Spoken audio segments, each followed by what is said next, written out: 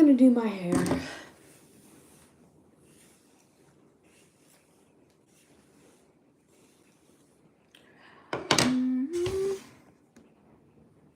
Retouch? Girl, let me be greasy. YouTube's trying to push retouch. I don't need retouch. This is God-given. This mess, God-given. Don't play with me, gang. Hey, schmookums. Hey, y'all. It is 8:33 in the morning. I was making a 20-minute long video about my experiences with God. And then, I don't know. I just realized no one would watch that video, so I have to edit it to be shorter, but I thought I'd go live and just talk with y'all. It's rainy. And I just want to know how y'all are doing. And I'm doing my braid right now. How are we doing, gang? How are we doing, chat? Hello, hello, hello. How are we doing today? Soda Pop and Thomas Jefferson are in the same time zone. Quizzy times.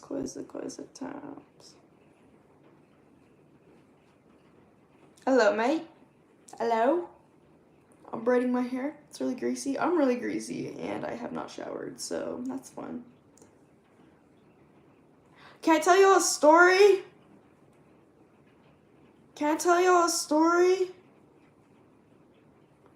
That I had? Braid my hair next. I got you, boo. I got you. Yerk. Yay! And motivated me to get to the Bible. See, that's the thing. That's why I make Christian posts. And my post is with God and Jesus. Because you might think, I keep some things to myself because it's like a relationship. And I don't tell, like with me and Ruth. Conversations that me and Ruth had, I don't share online. But I make it very clear that Ruth is my buddy. Like, I love Ruth. Right? Kind of like that with like God. Like, I love God, but I'm not telling you everything. Do you ever have a dream that you had and then you had No, what was my original point? No, yeah.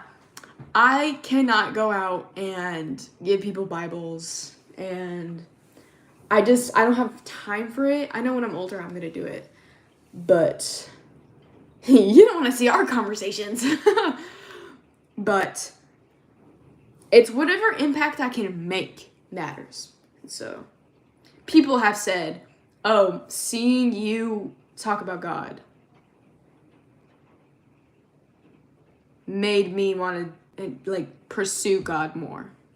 And if that's how it's going to be, and I just have to talk about God more often to make you pursue Him and have happiness and joy and love, I'll do that because I care about you and so does He. But no, that's not what my story is going to be about. My story is the Bible. As you can see, many notes. How I used to read the Bible, I would just pick a random spot. I then thought, I'm going to finish a chapter of the Bible. I'm going to finish a book of the Bible before I get baptized on December 29th. I'm going to get baptized. And I'm going to fast for a week. So I'm still working on the fasting thing. But, how long is a chapter? So a chapter, here's like chapter 4 of Genesis. And it ends, chapters are usually like 1 page. So like, that's the end of chapter 4. A book is like 27 chapters. So I read Matthew. And I finished it Thursday.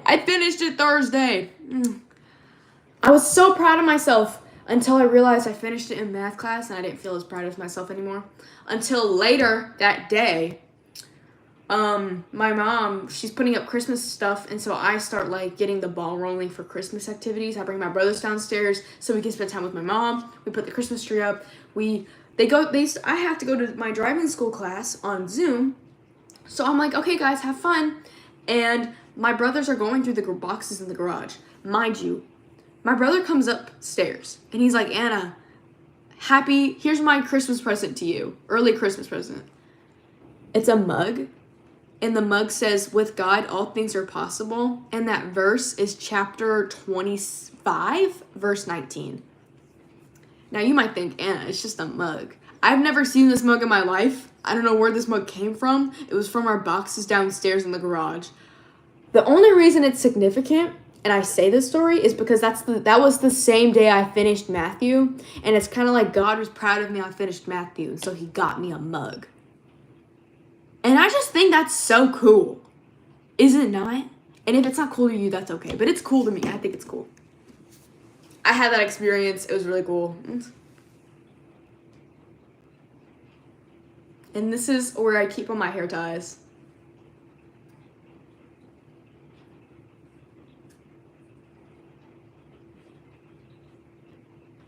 Okay. Sorry, guys.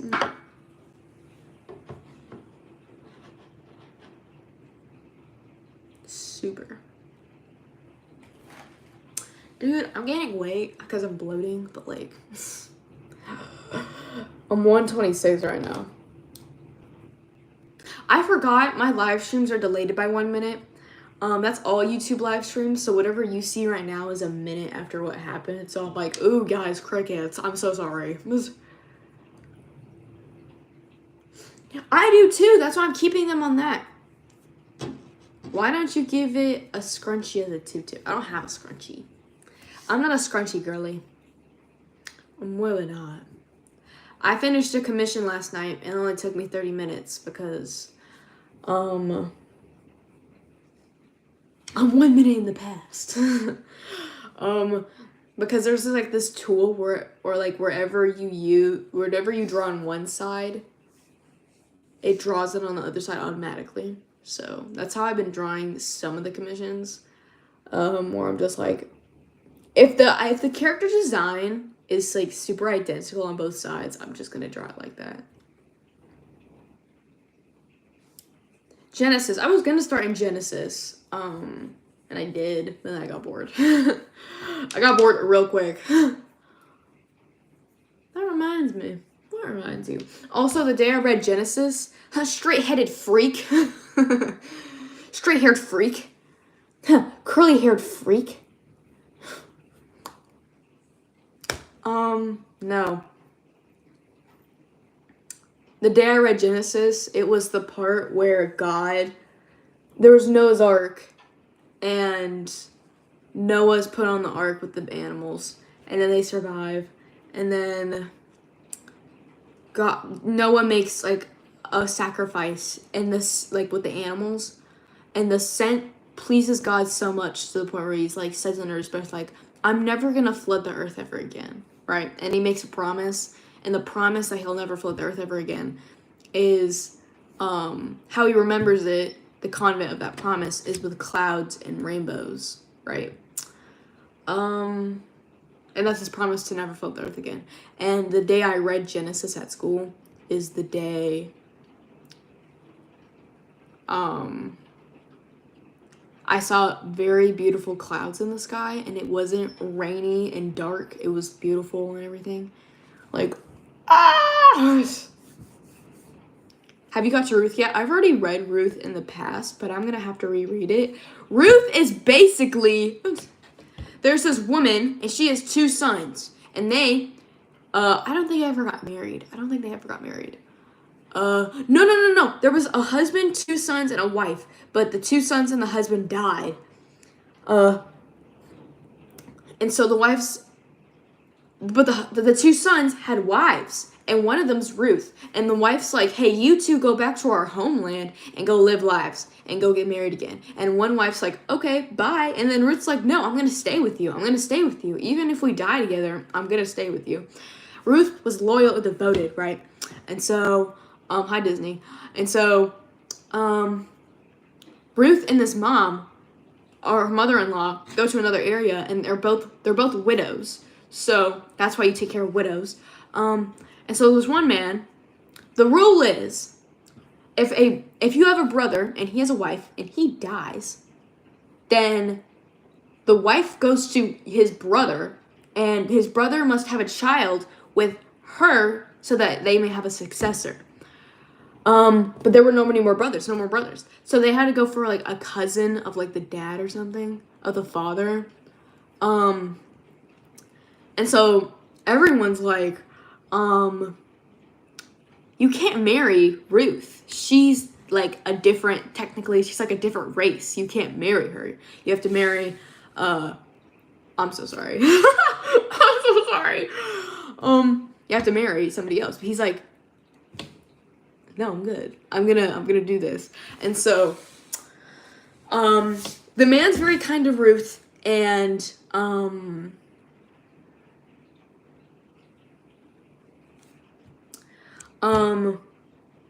sorry, I lost my spot. The man's kind, and he gives 10% of his crops to the widows because they have no food, no land. Because if you're not a man, then you can't gain anything at that time. So that's why you give to widows, because they can't earn anything. One night, Ruth is so devoted to her mother-in-law, so devoted that she is going to have the successor of her family, that she goes into the man's bedroom, and she goes by his feet, and going by someone's feet is like a sign of honor, and she's like, please marry me. And eventually he's like, yeah, I will marry you. And then people are like, you can't. And he's like, no, but I will. And then they do. And then their children have children, their children have children. And it eventually ends to Jesus. But Ruth is so important in the Bible because it shows how devoted she is to the people that she loves, and how devoted she was to God's plan, and how devoted she was as a person. That even if, yeah, I could go have a better life over here and forget you, old woman, she still pushed through and pushed herself to be with the person that she cared for. And I feel like we can all take something from that. And a lot of women in the Bible push and endure. So there is a role for women in the Bible, but it's not like, oh, they're just taking care of children. That is a big role. But man was so lonely that God made woman. Like, man couldn't handle being alone, that God made woman. And that's why it says in the Bible, blessed are those who have a friend that are in groups of two, because if one falls, the other one can be the strength to pick them back up. But woe to those who are just by themselves, because when surrounded, there is no one behind their back. They're not protected. There's no one for them. And so that's why we're not supposed to be alone as people. But there are supposed to be times of solitude, because Jesus had times of solitude with his Father, but he didn't depress himself and isolate himself. I'm sorry to go on a rant, but that's about Ruth. That was Ruth, and then it formed into women, and then it formed into Jesus. I'm sorry. Oh, I'm chilly. Hello. Interesting. I know.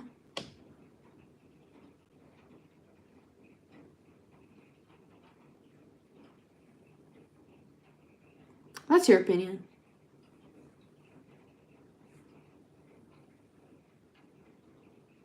I can't feel my toes.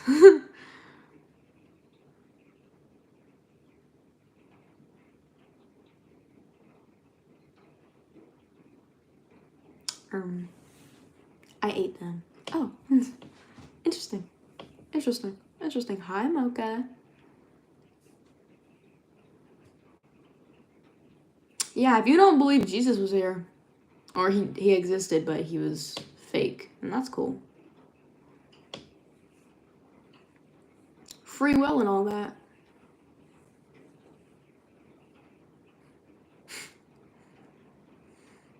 Dude, God's putting me through trials because I made this video where it's like the caption was like people in the Old Testament not taking God seriously, and it's like they're sad, hungry, depressed, ugly, like that. And somebody's like, constructed bias. And I was like, what does that word mean? And so I looked it up, and it's basically like you take one piece of information and you ignore the facts, and you make that your belief, even if it goes against your own belief. And I was like, and I deleted the video and I blocked her because I was like, I don't need your, because I looked at her videos. Yeah. She's cool, but I'm just like, how am I wrong? Because I'm in Jeremiah right now, and that's the Old Testament. And in Jeremiah, the people of, I always get it wrong, Jerusalem, or Israel. It's Judah. No, it's Jerusalem, I think. I think it's Jerusalem. Yeah, because God brought his people to Jerusalem. I didn't say anything about you. No, but in Jeremiah, the people quite literally had no shame. They had no regret. They had no shame. They had no, like, repentance in their heart for all the bad things they committed. They followed other gods. They made up other gods through the stars. They followed idolatry. It even said they followed their worthless idols, and then themselves became worthless. Like, idolatry, prostitution, worshiping other gods, not fearing God, not loving God, not appreciating things he's done. And it literally said, you did not follow my requirements as Lord. And then punishment came, and he took all joy from the land because they were disrespecting God. I just want to remind you that John's dad, when Angel Gabriel came down, and he was like, hey, your wife's going to have a kid despite her old age. And John's dad's like, what? No, she's not. Gabriel was like, hey, you did not go with God's plan. And so that silenced him in his mouth. He wasn't able to speak until John was born. And then he's like, my son will be named John. And then that's when he could speak. Like, multiple times in the Bible, if people did not take God seriously and did not follow what he said, bad stuff happened. That was in the Old Testament, though. In the New Testament, it wasn't as bad, but it gave warning, right? But in the Old Testament, it's like dead, dying, killed, deceased, famine, wrath, the sword, Lord of armies. I'm not a Christian. Okay, so let me explain. Okay, so John the Baptist. Also, thank you for that comment. You have charisma and strong energy. I like it. Thank you. If y'all have questions about the Bible, I'm not the most knowledgeable, but I know some information, and that's enough. And I also have it right here so I can look. So John the Baptist was born before Jesus and is cousins of Jesus. John the Baptist was born of a very, very old woman. And despite her age, she would give birth to John. And John the Baptist would pave the way so that Jesus could walk. Now, John the Baptist is not the Messiah. And he doesn't have special powers per se, or like the power of God that Jesus does. But John paved the way for Jesus, saying, I am not the Messiah. I am not the one to come. I will not be able to wear his sandals. I can't even touch them. But I would not even be worthy to touch them. But I am the waymaker for the Messiah. And he sent letters to churches to correct their behavior. He sent letters to people to correct their behavior. He did immense fasting. He did all the commandments. He stayed in the woods in solitude and had disciples of his own. And did baptisms. And so people respected him. So when Jesus came, you would think, oh no, since he's the cousin of John and does relatively the same things, if not more, you'd respect Jesus. Didn't work out that way. I just want to remind you, for all non-religious people, Jesus was hated and killed on the cross by religious people. So if you're persecuted by religious people, that's not Christ. Just want to say. And then Gabriel. Gabriel's not a person. He's an angel. Angel Gabriel. Angel Gabriel delivers good. Angels are like helpers of God. And so Angel Gabriel brings comfort and brings the messages of God. And then there's another angel, Angel Michael. And he's basically kind of like the sword of God, the wrath of God. And so he kind of like beats demons, beats battles, all that. And that's the differences between. So Gabriel, the angel Gabriel, went to John's father, and John's father did not obey God's plan. So John's father's lips, like he couldn't talk anymore. He was unable to talk until he followed God's plans with having John the Baptist with his old wife. And that's the differences.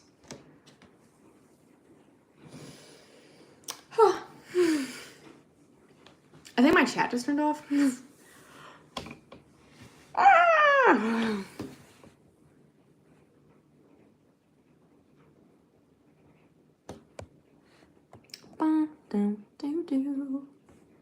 I think I understand. Yeah, so Gabriel's an angel and John's a person.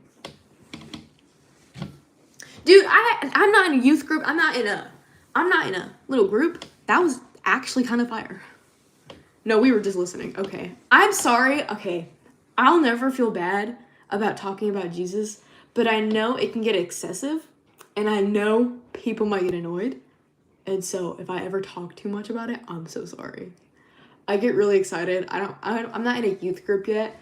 And texting what I'm learning does not feel the same as saying it. Okay? Did I ever show you my alien that I got at Disney World? Or Disneyland? I can't say that! Hello, Anna. Hi. How are you? You just missed my fire rant. My fire rant. Did you know that in a family, it's more likely that a family will follow Christ and be a Christian if the man runs it, and if it's a woman, it's lower chances, and if it's like the children, it's even lower. My family, my mom and my dad are Christians, and my brothers, I don't need to say it, that's their own personal thing, but they don't really seek it as much as I do. But if you're a child, you have a 3.5% chance of converting your family to Christ. And I don't want to convert them. They can do whatever they want. But I do get worried sometimes. And I've had that conversation with my dad. And he grew up in the church. And I'm really glad I didn't. Because people that grew up in the church have, like, this trauma. And they're like, I was doctrinated at a young age. And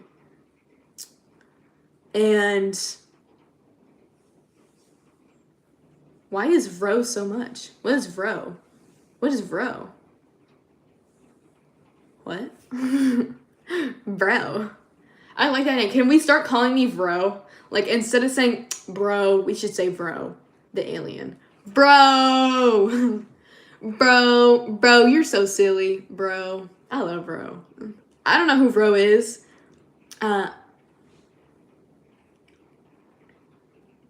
What was I talking about? Bro, get your act together. It's true. My dad and my mom argue too much about the things they don't. See, here's the thing. I can't judge people, and I can't be like, oh, you're not doing the Christian thing.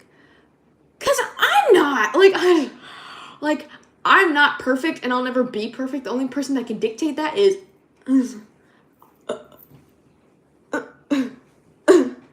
him. Bro. Hey, bro, how's it going? Let me go open my window. Ooh,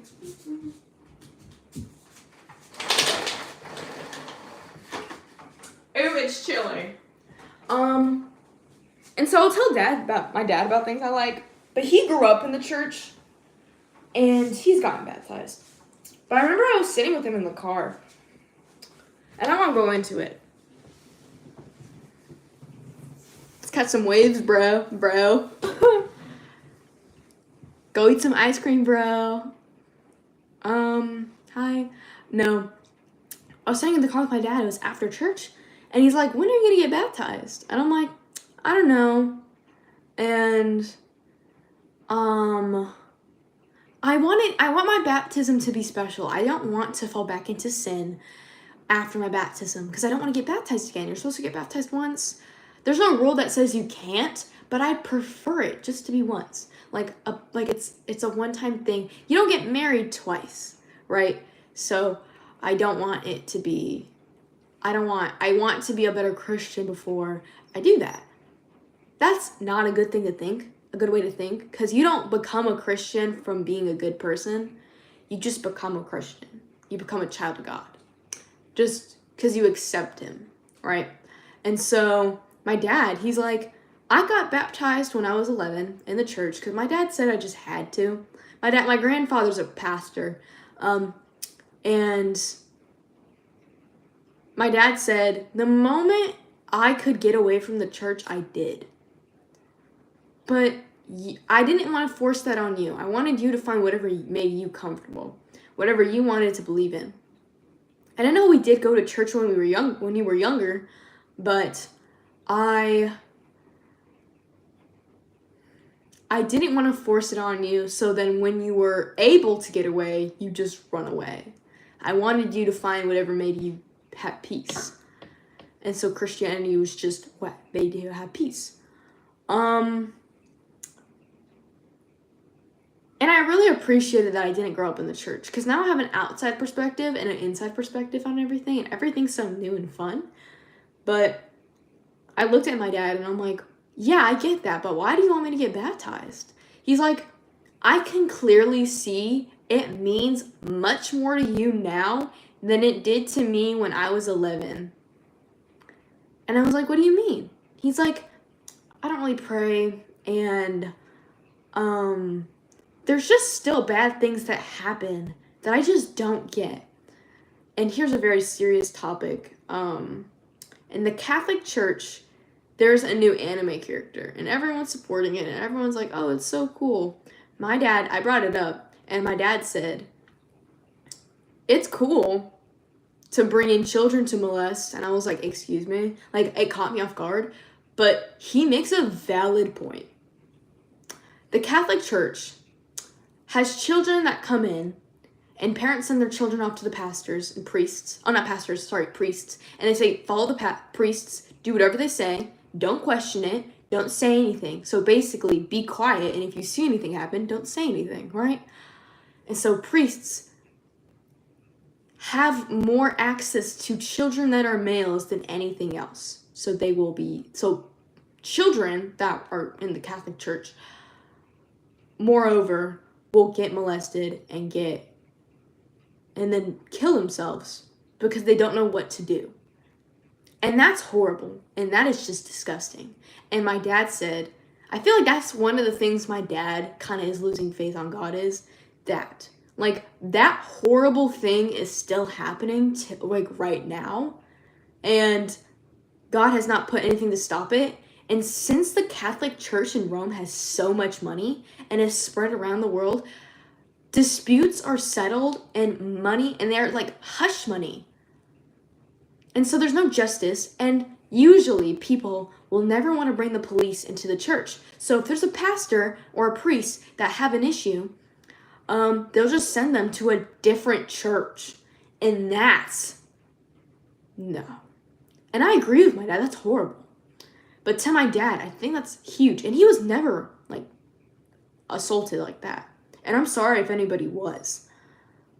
But he's like, I can't, like, I get it, like there was slavery in Egypt, but then Moses saved his people in the end. So I guess in the end, something's going to happen, and then the Catholic Church will go down and everybody will be a Christian, but, like, it's just horrible, like, and I'm like, yeah, I get it, Dad. And I didn't know what to say, but what I said is, God works in really weird ways, and we just won't get it. And bad things will just happen. He's like, I know. And I'm like, yeah. And we just kind of sat there and had that moment. And I only bring that up to say,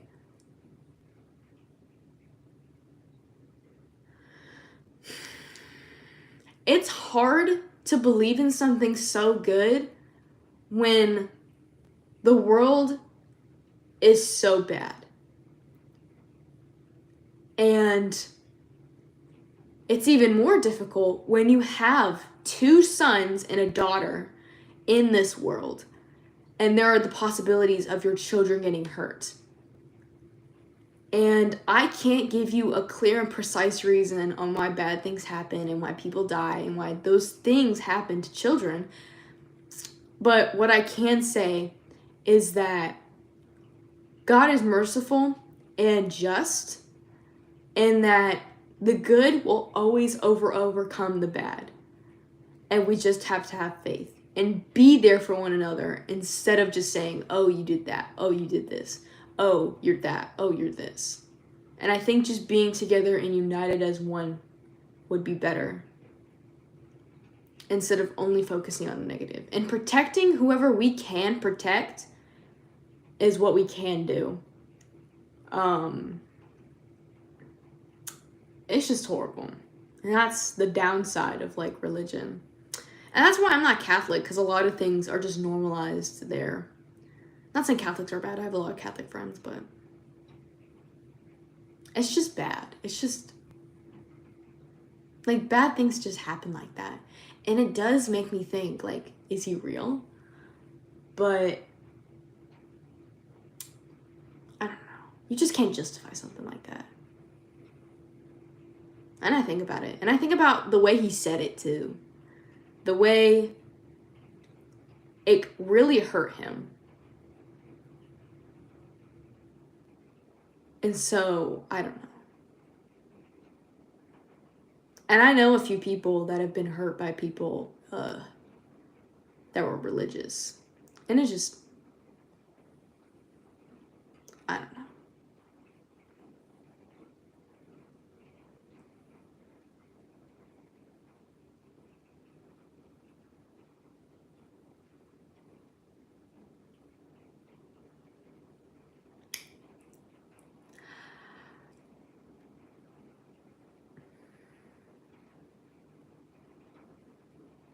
Yeah, it's not okay.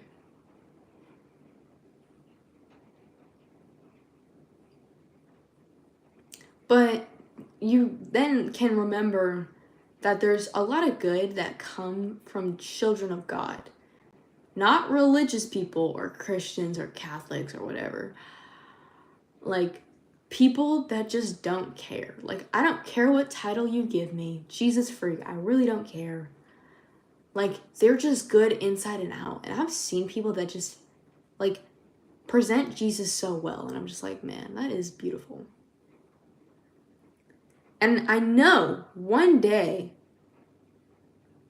those children will be saved. Everyone's going to be okay. And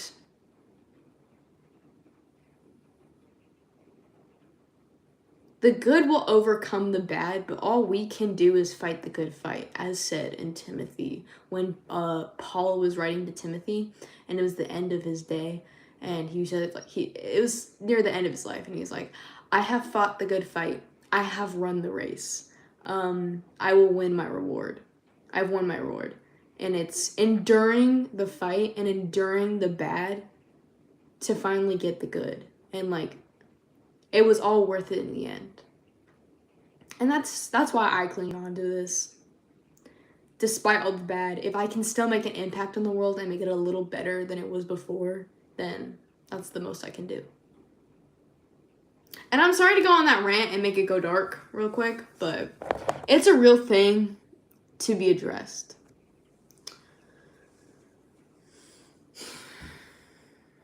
Got a little dark there, I'm sorry.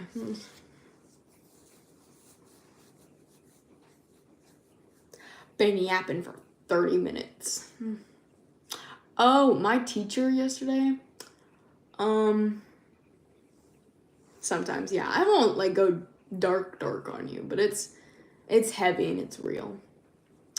But my art teacher, I got assigned to his homeroom.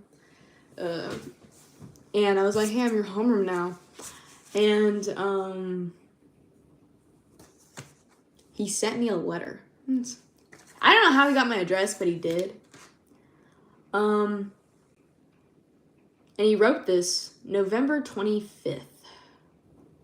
And it says, Dear family of Anna, my last name. Just wanted to tell you that your daughter is an absolute pleasure to have in class. Thank you, Dave, and then his last name. And I don't really talk to him, and when I do, it's really fun. I like speaking with him. But man, I like that like he made that letter. Oh, okay. I was worried. I'm like, how do you get my address? And I think he made this because at the beginning of the year, he really did help me with my art. And so I made a letter for him and I put it down on his desk before I left class. And I was like, you're a really cool art teacher. I like the way you treat me. And you push me to do more and teach me stuff. And he's like, and the next day he's like, thank you for that note. I have this folder called Attaboy. And it's when people make me notes. And I put it in there. And I'm like, oh. And so I think this is like a thank you for that. We were talking about stuff. Very skibbity. I almost fell once. Do y'all know what JJK is? I was not a JJK fan. But last night I was watching animes with my brother Luke. And he's like, I was like, Luke, do you want to watch JJK? And he's like, sure. So we watched season 2. And it was so good. It was so good. The animation, the character development, okay. The way it's not like cringy where it's like, Gojo-san. Like, I like it. I like it a lot.